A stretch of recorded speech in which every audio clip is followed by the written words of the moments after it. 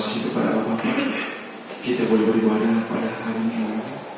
Oleh karena itu, kita siapkan hati kita sendiri untuk mengambil sikap teduh. Kita berdoa dalam hati kita masing-masing.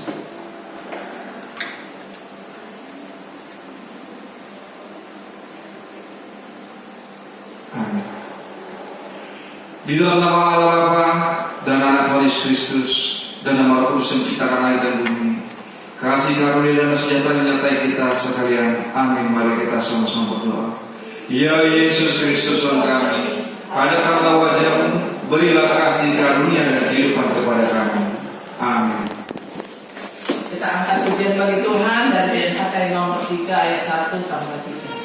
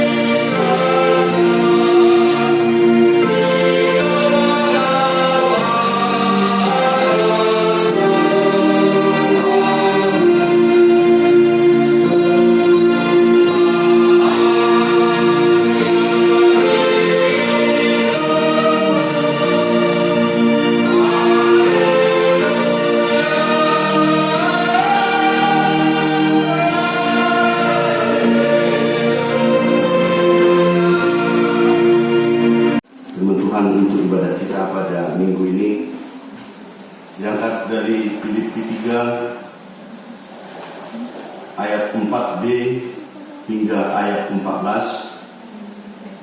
Bapak Ibu mudah-mudi mari kita bacakan secara responsoria. Kami akan membacakan ayat yang pertama yaitu ayat 4b. Bapak Ibu selanjutnya kita secara bergantian. Demikian firman Tuhan.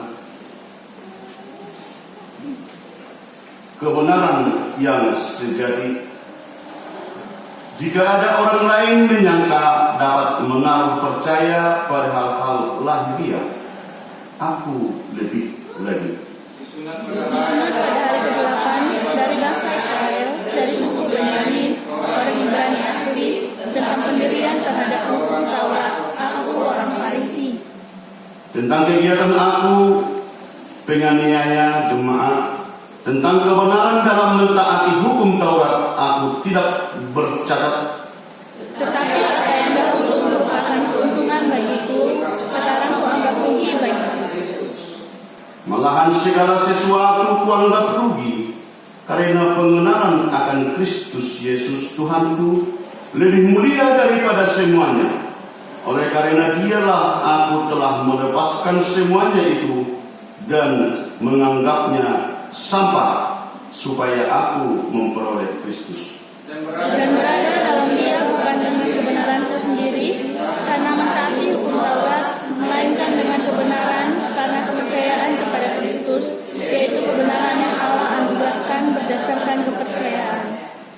Yang kukehendaki ialah mengenal Dia dan kuasa kebangkitannya dan persekutuan dalam penderitaannya, di mana aku menjadi serupa dengan Dia dalam kematiannya, Supaya aku akhirnya beroleh kebangkitan dari antara orang mati. bukan seolah-olah aku telah memperoleh hal ini atau telah sempurna, melainkan aku mengejarnya, kalau-kalau aku dapat juga menangkapnya, karena aku pun telah ditangkap oleh Kristus Yesus. Saudara-saudara, aku sendiri tidak menganggap bahwa aku telah menangkapnya, tetapi ini yang kulakukan. Aku melupakan apa yang telah di belakangku dan mengarahkan diri kepada apa yang menghadapanku. Dan berlari-lari kepada tujuan untuk memperoleh hadiah, yaitu panggilan surgawi dari Allah dalam Kristus Yesus. Demikian firman Tuhan, kita nyanyikan firman-Mu menjadi terang.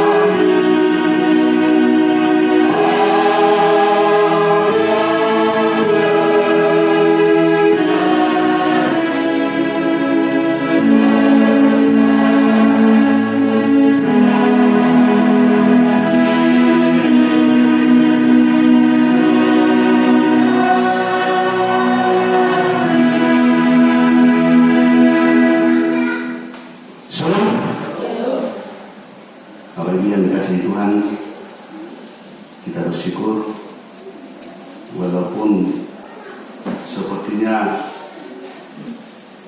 pada hari ini agak banyak yang mempunyai pekerjaan masing-masing ataupun ada yang keluar kota, sehingga jemaat Tuhan mungkin bergereja di tempat lain. Tidak mungkin karena terlambat buka puasa tadi. Karena memang kita lihat tadi di jalanan pun betul-betul sepi. Syukur kepada Tuhan, masyarakat Jambi menjadi garam kehidupan di dalam memuji dan memuliakan Tuhan, melaksanakan tugas sesuai dengan agama dan kepercayaan masing-masing, melaksanakan ibadah yang penuh dengan persekutuan sesama umat beragama. Bapak Ibu yang dikasihi Tuhan, khotbah kita untuk ibadah saat ini merupakan suatu hal yang sangat penting. Yang sangat penting, yang mesti dan harus dimiliki oleh setiap insan ciptaan Tuhan. Sebelum Bapak Ibu kita melangkah untuk membedah firman Tuhan yang telah kita bacakan tadi, mari kita ingat dulu sebentar kisah nyata kejadian di dalam kehidupan kita. Bagaimana bentuknya? Beberapa puluh atau beberapa ratus pom bensin saya lihat di kota Jambi, di Pekanbaru, di Medan, di Jakarta, di Bali, semua menuliskan dilarang merokok. Lalu dituliskan di situ dilarang merokok di sekitar pom bensin ini. Tadi sebelum masuk kami juga sempat diskusi berbicara mengenai merokok dengan Pak Manel tadi. Dan itu menjadi suatu kita diajak untuk melihat ke belakang atau kenyataan yang terjadi dengan posisi seperti sekarang ini. Dan saya juga melihat penasaran dan penuh dengan tanda tanya, mengapa di setiap pom bensin selalu dibuatkan itu dilarang merokok di sekitaran pom bensin ini. Sehingga mungkin karena pikiran saya ingin tahu dan memang kategori ingin mempelajari arti daripada larangan itu yang ada sampai satu kawasan pom bensin ada 10 tertulis dilarang merokok, dilarang merokok, dilarang merokok. Sehingga beberapa kali saya coba, begitu selesai isi bensin, saya pinggir ke samping sedikit, turun dari mobil, saya merokok di situ. Nah, terus tempat lain lagi, maaf, saya pergi ke kamar mandi. Di depan kamar mandi itu, saya merokok kembali. Loh, di sini tertulis dilarang merokok. Pada saat saya merokok, tidak ada terjadi apa-apa. Tidak ada terjadi apa-apa. Artinya di situ Bapak Ibu, ada tulisan-tulisan, ada yang dibuatkan yang seperti itu.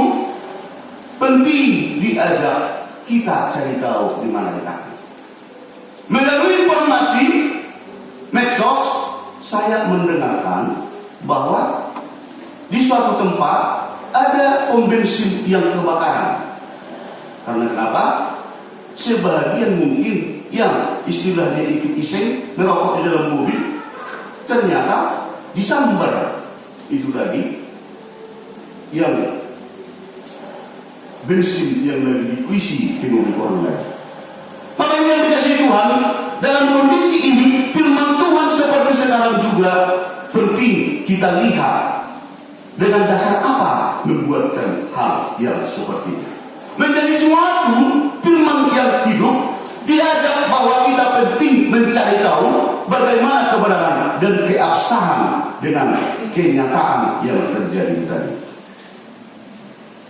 Untuk mempermudah kita menerima dan memasukkan ke pikiran dan hati kita, mungkin Bapak Ibu sudah pernah mendengarkan suatu ilustrasi yang sudah pernah kami sampaikan dari mimbar ini juga.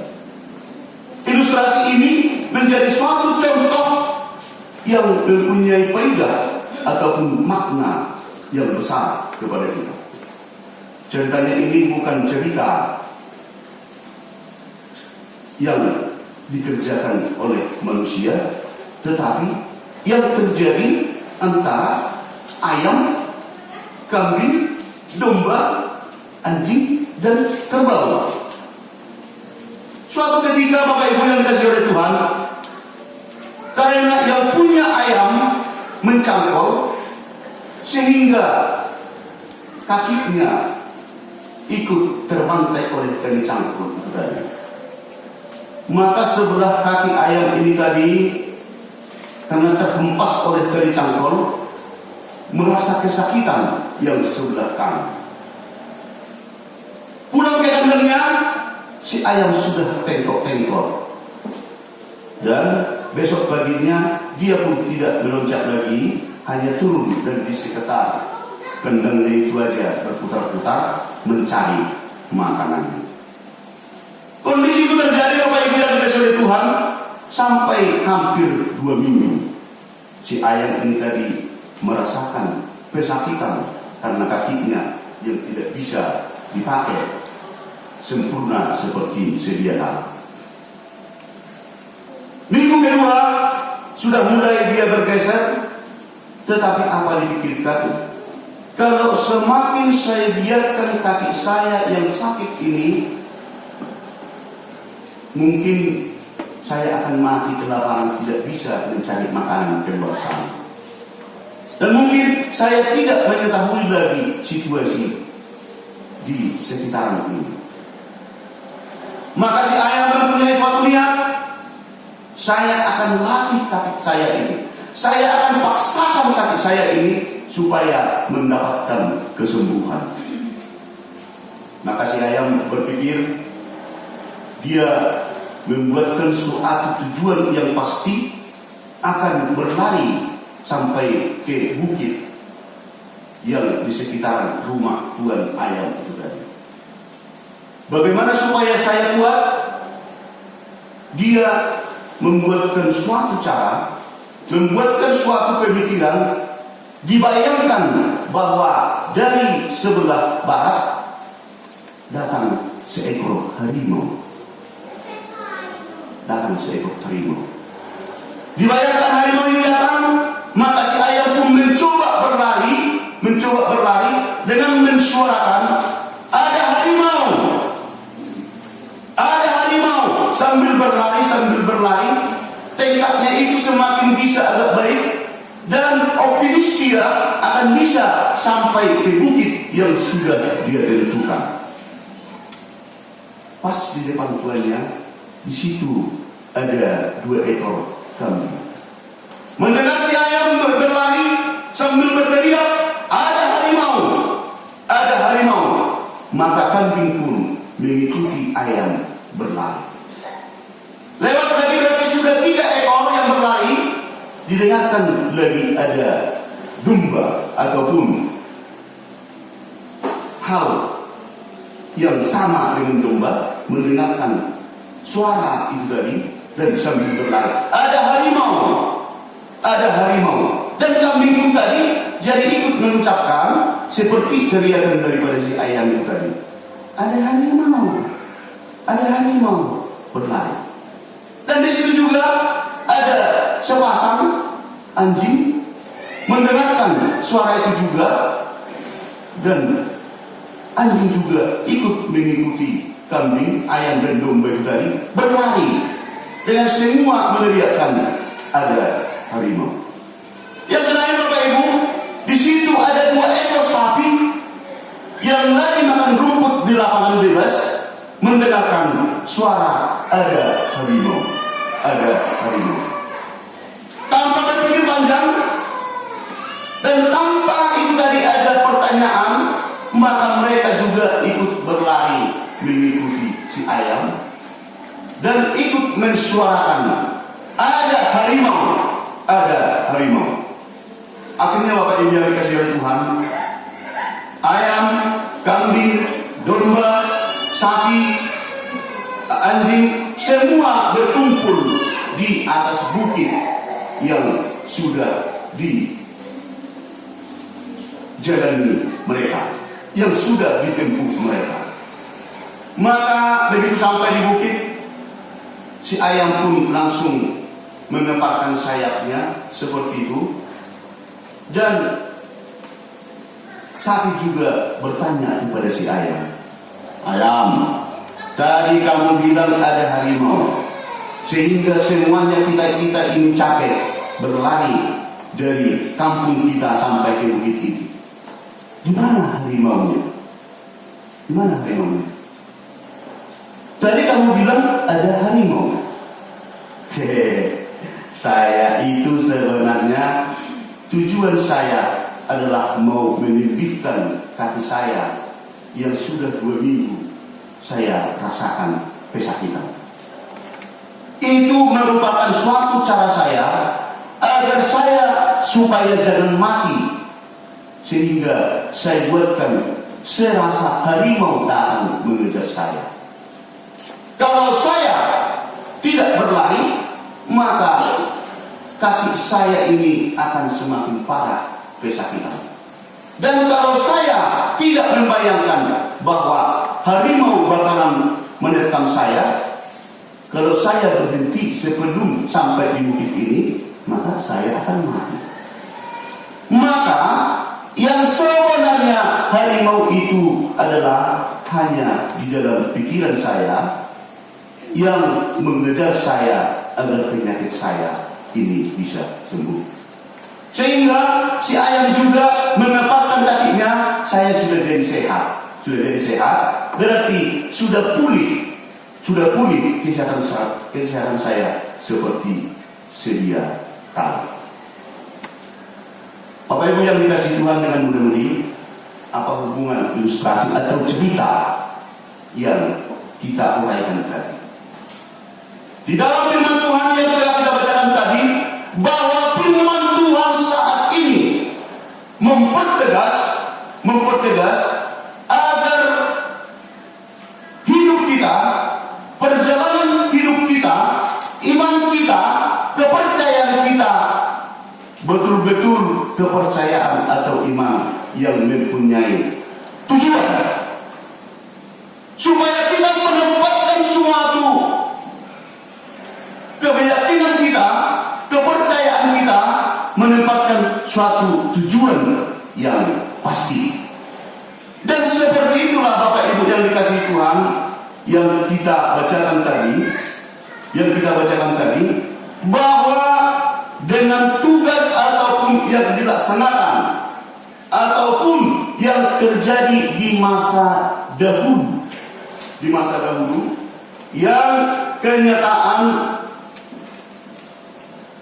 orang-orang Yahudi, guru-guru palsu Yahudi menganggap kepercayaan kekristenan jemaat Filipi itu sia-sia, karena mereka mengatakan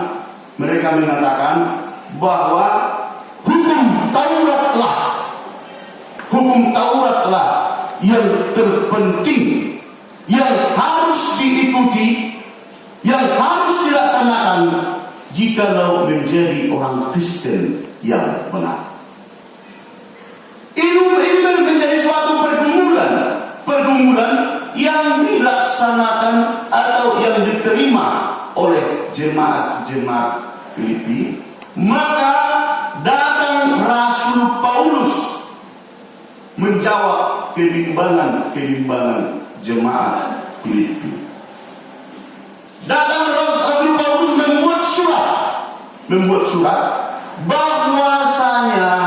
bahwasanya bukan semata-mata atau bukan hanya hukum Taurat, bukan karena disurat atau tidak yang membuat kita dapat diselamatkan. Seperti yang dinyatakan di ayat 5, disunat pada hari ke-8 dari bangsa Israel, dari suku Benyamin, orang Ibrani asli, tentang pendirian terhadap hukum Taurat. Aku orang Farisi. Kronologis dan latar belakang daripada yang namanya Paulus, mungkin Bapak Ibu kita sudah sama-sama banyak mengetahui bagaimana kronologis kehidupan yang namanya Paulus. Dikatakan mengikuti hukum Taurat, mengikuti hukum adat istiadat orang Yahudi. Dia paling di depan, dia paling menurut, dan dia bahkan dikatakan Paulus itu adalah menjadi suatu orang-orang khas yang mengikuti adat istiadat orang Yahudi. Dia tidak bercakap atau dia tidak bercakap seperti yang dikatakan di ayat 6 tentang kegiatan aku penganiayaan jemaat, tentang kebenaran dalam mentaati hukum Taurat, aku tidak bercakap. Benar, begitu dia mengetahui bahwa mereka itu adalah jemaat Kristiani, bahkan melaksanakan cara seperti di bahasa sekarang, cara-cara radikalis, membuatkan cara radikal, bahkan sampai membunuh orang siapa saja yang mengikuti Yesus ataupun mengikuti ajaran kekristenan. Maka malahan segala sesuatu kuanggap rugi, karena pengenalan akan Kristus Yesus Tuhanku lebih mulia daripada semuanya. Oleh karena dialah aku telah melepaskan semuanya itu dan menganggapnya sampah, supaya aku memperoleh Kristus. Di sini dikatakan dengan jemaat Filipi, Bapak Ibu yang dikasihi oleh Tuhan, bukan karena hanya kita mengikuti hukum Taurat Tuhan, bukan karena kita mengikuti adat istiadat Yahudi yang masuk Kristen, tetapi yang sebenarnya seperti yang terjadi kepada saya, kata Rasul Paulus, itu adalah kasih karunia Tuhan Yesus. Yang artinya bukan hanya yang dikatakan mereka itu, bukan yang dikatakan mereka itu hanya orang-orang yang mengikuti hukum Taurat, Pak, sehingga kita bisa selamat. Paulus mengatakan dengan tegas, Paulus menyampaikan dengan tegas kepada jemaat Filipi bahwa kasih karunia Tuhan Yesuslah yang menyelamatkan saya.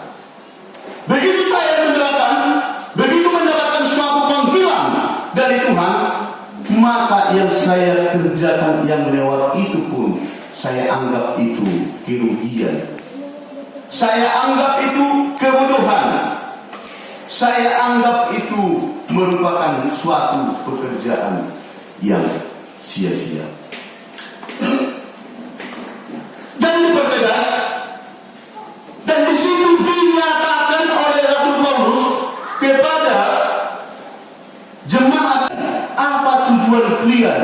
Apa tujuan kalian yang sebenarnya di dalam kepercayaan seperti yang sudah saya sampaikan. Begitu kata Rasul Paulus. Tidak bisa dipungkiri Bapak Ibu, di zaman sekarang, dalam kondisi sekarang, banyak orang yang gagal paham, yang tidak berani, dan bahkan rasa abu-abu menjalani hidup tanpa tujuan yang ditetapkan, tanpa tujuan yang dinyatakan untuk diraih. Begitu juga dengan khotbah kita saat ini. Jika Rasul Paulus mengajak jemaat Filipi agar tetapkan tujuan yang pasti di dalam kamu mengikuti ajaran-ajaran, agar kamu menempatkan tujuan yang benar, apa sebenarnya tujuan kamu menjadi orang Kristen? Apa sebenarnya tujuan kamu untuk pergi beribadah? Bapak Ibu yang dikasihi Tuhan, selaku orang Kristen yang benar, selaku orang pengikut Kristus yang setia, apa yang menjadi tujuannya? Banyak tujuan orang. Ada tujuan orang supaya saya bisa berganti pakaian sekali seminggu, karena jas saya banyak, batik saya banyak, sepatu saya banyak. Jadi kalau saya tidak pergi ke gereja, kapan itu saya pakai? Karena pekerjaan saya saban hari itu tadi tidak wajar kalau mengenakan ini. Ada yang sebagian yang mempunyai tujuan, jikalau beribadah di hari Minggu, tujuannya supaya bisa bertemu banyak orang. Ada tujuannya supaya tetangga melihat kami bahwa kami ini juga adalah orang-orang yang beriman sesuai dengan KTP kami yang tertulis Kristen. Ada yang sebagian mempunyai tujuan yang bla bla bla bla bla dan macam-macam. Tetapi firman Tuhan pada saat ini Bapak Ibu dengan mudah-mudahan yang dikasihi Tuhan, apa tujuan kita? Apa tujuan kita datang beribadah? Apa tujuan kita bersekutu bersama dengan teman seiman kita? Tujuan kita adalah memenuhi panggilan Tuhan. Memenuhi panggilan Tuhan seperti tema ibadah kita, berlari menuju panggilan surgawi. Berlari menuju panggilan surgawi. Panggilan surgawi yang dimaksud Bapak Ibu,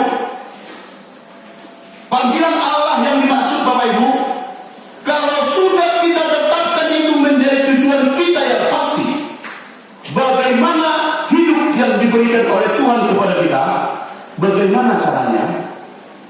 Makanya di suatu negara, di suatu organisasi, di suatu keluarga, selalu ada itu membuatkan slogan ataupun membentuk suatu urat-uratan, ada visi dan misi. Apa kira-kira visi kita jika betul-betul kita percaya kepada Tuhan Yesus? Dan bagaimana misi kita? Bapak Ibu yang dikasihi oleh Tuhan, kalau itu kita sepakati, kita bulatkan bahwa tujuan hidup kita adalah memenuhi panggilan Tuhan. Bagaimana kita caranya memenuhi panggilan Tuhan ini tadi? Ada orang yang merasa ikut-ikutan saja, ada orang yang menjalankan memenuhi panggilan Tuhan ini tadi, merangkak, ada orang yang berjalan kaki slow-slow, dan firman ini mengajak berlari untuk memenuhi panggilan surgawi. Bagaimana kita supaya memenuhi ini Bapak Ibu panggilan surgawi ini tadi? Caranya, mari kita mengenal Allah lebih dalam lagi. Itu caranya yang pertama. Supaya kita bisa mewujudkan tujuan kita memenuhi panggilan surgawi, maka mari kita mengenal Allah lebih dalam lagi. Bagaimana supaya kita mengenal lebih dalam? Banyaklah bersekutu, banyaklah itu berbicara mengenai kasih karunia Allah dengan siapa saja yang mau berbagi rasa dengan kita. Dan rajinlah kita terhadap persekutuan. Mari kita berikan hati yang ikhlas mendengarkan firman Tuhan. Dengan dasar itulah kita bisa mengenal kasih karunia Allah lebih mendalam. Betul, di zaman sekarang kita sudah bisa mendapatkan firman Tuhan itu, mendapatkan kebenaran firman Tuhan itu tadi dengan berbagai macam cara. Apalagi di zaman digital sekarang, kita buka dari YouTube, dari Instagram, dari Messenger, dari Facebook, di sini sudah banyak pelayan-pelayan. Yang menjadi masalah, yang menjadi pertanyaan, pas asik-asiknya kita mendengarkan firman ini tadi, datang iklan TikTok. Sehingga yang sudah tadinya itu kita hampir mengenal kasih karunia Tuhan lebih dalam, kasih karunia Tuhan yang sampai kepada kita hampir kita terima, sebentar lagi langsung dibuyakan oleh joget-joget TikTok yang sangat-sangat menantang. Di situ. Apabila kita Tuhan, maka cara yang bagaimana? Mari kita serahkan diri kita mengenal Allah, mengenal Tuhan lebih dalam. Yang kedua, jangan pernah terpikir kita untuk meninggalkan Tuhan. Jangan pernah terpikir untuk meninggalkan Tuhan. Bapak Ibu yang dikasih Tuhan, kalau ditanya kepada kita, di saat kapan kamu mau meninggalkan Tuhan? Ada yang menjawab, saya mau meninggalkan Tuhan karena saya mendapat penderitaan yang berat. Ada yang menjawab, saya mau meninggalkan Tuhan kalau cobaan yang tidak sewajarnya harus sampai kepada saya. Ada juga yang mengatakan, saya mau meninggalkan Tuhan di saat rezeki saya begitu banyak dan melimpah. Jadi kalau saya analisa dan saya teliti, justru banyak orang meninggalkan Tuhan di saat hidupnya sering kecukupan. Rezeki berlimpah seperti yang dikatakan orang, rezeki melimpah-limpah sehingga lupa untuk atau mau meninggalkan Tuhan. Karena kenikmatan-kenikmatan yang terjadi di hidup keluarga, harta yang semakin bertambah, uang kemarin belum ada disentuh, sudah datang lagi, sehingga ini keseringan menjadi suatu cara untuk meninggalkan Tuhan. Firman Tuhan saat ini mengatakan untuk kita menemukan tujuan yang pasti, yang kedua jangan pernah meninggalkan Tuhan di dalam suka dan senang. Yang ketiga, mari memuliakan Allah dengan seluruh napas kehidupan yang ada di kita. Mari memuliakan Allah dengan seluruh napas kehidupan yang Tuhan izinkan untuk kita jalani. Bagaimana caranya? Pekerjaan saya hanya membantu pasien-pasien yang sakit. Bagaimana cara saya untuk menjadi sarana memuliakan Tuhan? Begitu yang dipikirkan Inang Boris Timora. Bagaimana cara saya untuk memuliakan Tuhan? Begitu pikiran daripada muda-mudi Boris Silaban, karena saya juga masih kuliah. Dengan cara yang pertanyaan-pertanyaan yang berbeda-beda, firman Tuhan mengatakan saat ini, dengan seluruh kegiatan, seluruh pekerjaan, seluruh aktivitas, mari kita laksanakan, mari kita lakukan untuk memuliakan Allah di saat nafas kita masih ada di dalam kehidupan. Yang keempat, sering bertanya, apalagi teman-teman yang di pasar.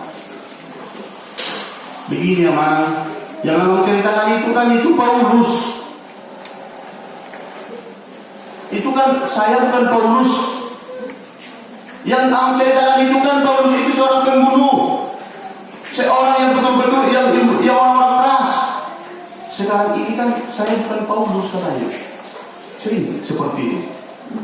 Hingga agak muncul perdebatan kecil. Benar, kita tidak bisa melaksanakan, mengerjakan seperti yang dikerjakan atau yang dilaksanakan oleh seorang Paulus. Tetapi firman ini mengatakan, jadilah pribadi kita masing-masing, jadilah pribadi kita sebagaimana Tuhan berikan kepada kita. Tidak harus kita membunuh dulu baru bertobat untuk mengikuti Kristus. Tidak harus kita memfitnah dulu seperti yang dikerjakan Paulus. Tidak harus kita mengejar-ngejar orang yang berkepercayaan baru kita bertobat kembali. Tetapi firman Tuhan ini mengatakan, jadilah diri sendiri, tetapi mempunyai tujuan adalah memenuhi panggilan surgawi dengan keteguhan iman. Dengan keteguhan iman. Yang kelima, mari kita laksanakan cara yang seperti yang di garis bawahi, yang diperintahkan di dalam tema kita sekarang. Berlari untuk menuju panggilan surgawi. Berlari menuju panggilan surgawi. Yang berarti jangan pernah berpikir untuk meraih tujuan itu tadi, untuk memiliki tujuan itu tadi, berarti kita dilarang, di stop berpikir untuk stop memuji Tuhan dan istirahat memuji Tuhan dan pending untuk memuji Tuhan, tetapi dikatakan mari berlari menuju panggilan surgawi, seperti halnya yang dikatakan di Filipi 1 ayat 22, jika aku harus hidup di dunia ini, itu berarti bagiku bekerja memberi buah. Jika aku harus hidup di dunia ini, itu berarti bagiku bekerja memberi buah, menempatkan seluruh kesempatan untuk memuliakan Tuhan Yesus. Dengan dasar itulah Bapak Ibu, maka dikatakan jangan pernah terpikir untuk berhenti mewujudkan tujuan iman kita, tujuan hidup kita, yaitu memenuhi panggilan seruan. Akhirnya kalau kita betul-betul bekerja keras, melaksanakan sesuai yang sudah kita beritakan tadi 1, 2, 3 sampai ayat yang kelima, maka kita akan mendapatkan sukacita yang kita inginkan, seperti halnya yang dikatakan di 2 Timotius 4 ayat 7 akan terjadi kepada kita. Aku telah mengakhiri pertandingan yang baik, aku telah mencapai garis akhir, dan aku telah memelihara iman. Panggilan ini, ajakan ini, perintah ini, mari kita satukan hati bahwa kita berlari untuk menuju panggilan surgawi di seluruh perjalanan hidup kita. Semoga Tuhan Yesus semakin memberkati dan kita pun akan bisa berlari memenuhi panggilan surgawi. Kita demikian firman-Mu berkata.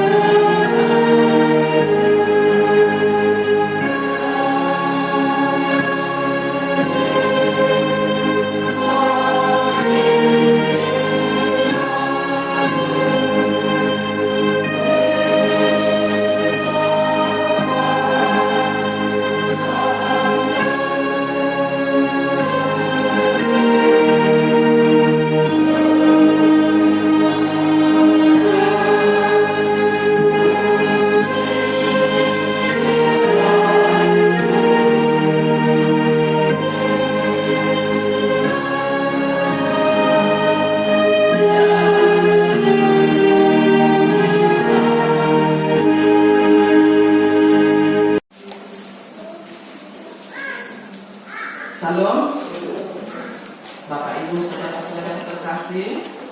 Mari kita buka tata ibadah yang ada pada kita masing-masing. Minggu 3 April 2022, yaitu Minggu Judika yang bertema berlari menuju panggilan surgawi. Selanjutnya, jadwal ibadah kategori terkadihan kor, vokal gereja dan evangelisasi masih belum kita laksanakan, menunggu peraturan dari pihak-pihak terkait, pemerintah dan pimpinan pusat terkait. Kehadiran jemaat pada ibadah minggu yang lalu berjumlah 49 orang. Titik atau pengumuman yang pertama sesuai yang tetap diberitahukan melalui warta jemaat, pengumuman di masa new normal pandemi COVID-19. Maka saat mengikuti ibadah, kita dihimbau mengikuti protokol kesehatan. Ibadah masuk pukul 10.30 WIB, dilayani oleh pimpinan resor, pimpinan unsur pimpinan jemaat majelis sampai penerangan. Himbauan di new normal sebagaimana kita dengarkan dan kita lihat informasi penularan COVID-19 di negara kita dan hari-hari terakhir terkonfirmasi menurun. Namun tetap dihimbau kepada seluruh jemaat agar kita tetap taat mengikuti protokol kesehatan setiap harinya, semakin menjaga stamina dan semakin mendekatkan diri kepada Tuhan. Baptisan kudus dan peneguhan sidi kembali diingatkan sesuai yang sudah diwartakan di minggu-minggu yang lewat, agar jemaat yang mau membawa anak untuk dibaptis dan naik sidi agar segera berkoordinasi dengan pimpinan jemaat. Konven Pendeta tanggal 5 sampai 7 April 2022, Konven Pendeta HKI akan terlaksana. Mari kita bawa di dalam doa agar berjalan baik dan sesuai kebenaran yang dikehendaki Tuhan. Inang Pendeta CN Kulton SPH mengikuti konven tersebut. Sarana dan prasarana perayaan HKI penerangan. Pimpinan resort, pendeta, pimpinan jemaat dan majelis menyampaikan terima kasih banyak kepada seluruh jemaat dan simpatisan yang memberi persembahan bulanan dan janji iman kepada Tuhan melalui gereja HKI penerangan dengan penuh keikhlasan, dengan terlaksananya pelayanan di gereja kita yang lebih baik bagi untuk kemuliaan Tuhan. Ibadah Minggu 10 April 2022, Minggu Palmarum, kita melaksanakan ibadah dalam bahasa Arab Toba. Untuk renungan satu mingguan sudah tertera di tulisan situ di laporan keuangan tertulis di Mazmur 96 ayat 8 sampai 9. Berilah kepada Tuhan kemuliaan namanya, bawalah persembahan dan masuklah ke pelatarannya. Sujudlah menyembah kepada Tuhan dengan berhiaskan kekudusan, gemetarlah di hadapannya hai segenap bumi. Pemasukan dalam satu minggu sudah tercantum. Pengeluaran kita juga sudah tercantum. Rekapitulasi keuangan saldo kas minggu lalu 12.875.800, pemasukan dalam satu minggu 597, pengeluaran sudah tercantum di situ. Pada tanggal 27 kita keluarkan uang kontribusi korpet, itu diharuskan memang, bukan karena ada di situ janji iman juga dikeluarkan khusus dari resort karena dari Jambi utusannya Imam Pendeta wajib kita kasihkan 1 juta langsung dikeluarkan, itu sama biaya operasional pelayanan inang dalam bulan Maret 1.500.000. Jadi pengeluaran di situ tercantum 2.520.000. Saldo kas hingga 1 April 2022 10.952.800 rupiah. Pemasukan atau usaha harian masih tetap di kas pembangunan. Persembahan kita yang keempat yang ke depan berjumlah 303 untuk menambah biaya inang pendeta untuk konven dan janji iman kita.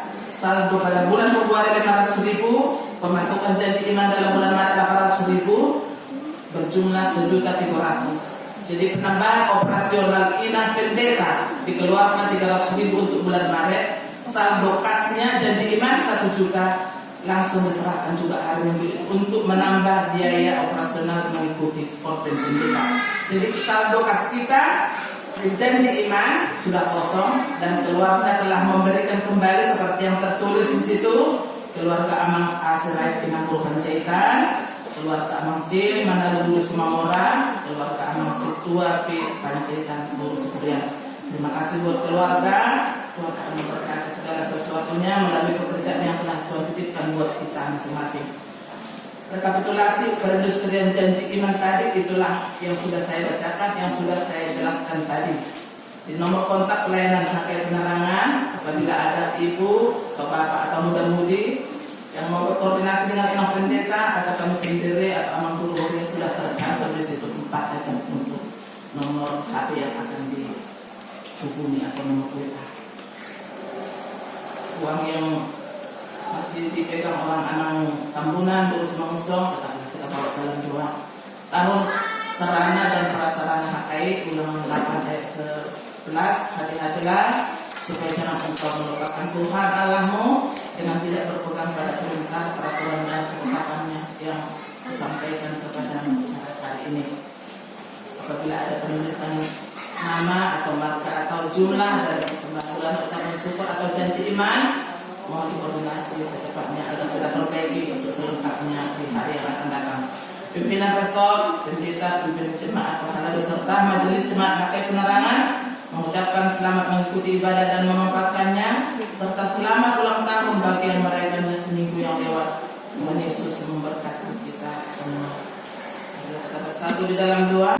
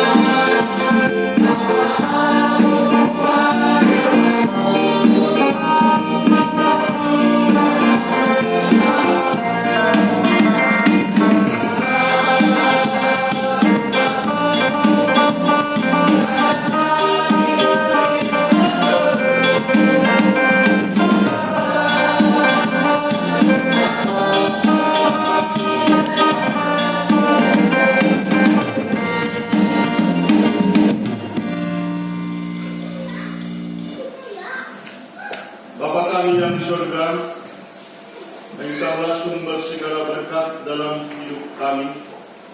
Terima kasih atas segala berkat dan karunia yang Tuhan berikan kepada kami.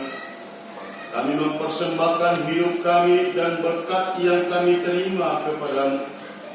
Terimalah ini menjadi persembahan yang harum di hadapan. Berkatilah persembahan ini dan ajarlah kami mempergunakannya menyatakan kerajaan-Mu di tengah-tengah gereja-Mu dan untuk dunia ini. Bukalah hati dan pikiran kami agar senantiasa bersukacita untuk memberikan persembahan kudus demi kemuliaan nama-Mu. Amin. Mari kita sama-sama berdoa-doa Bapa kami. Bapa kami di surga, kuduskanlah nama-Mu, datanglah kerajaan-Mu, jadilah kehendakmu di bumi seperti di surga. Berilah kami pada hari ini makanan kami yang secukupnya, dan ampunilah kami akan kesalahan kami, seperti kami mengampuni orang yang bersalah kepada kami, dan jangan kami bawa kami ke cobaan, tetapi lepaskan kami dari yang jahat. Karena Engkau yang punya kerajaan dan kuasa dan kemuliaan sampai selama-lamanya. Agar pulang kita ke rumah kita masing-masing membawa damai yang dari Tuhan Allah Bapa kita. Mari kita sama-sama menerima berkat. Tuhan memberkati kita dan melindungi kita. Tuhan menyinari kita dengan wajah-Nya dan memberi kita kasih karunia.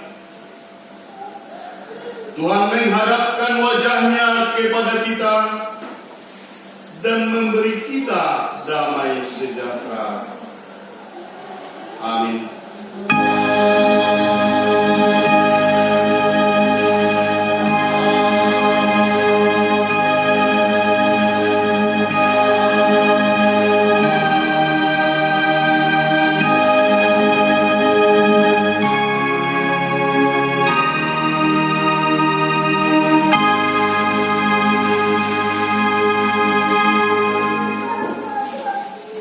Shalom.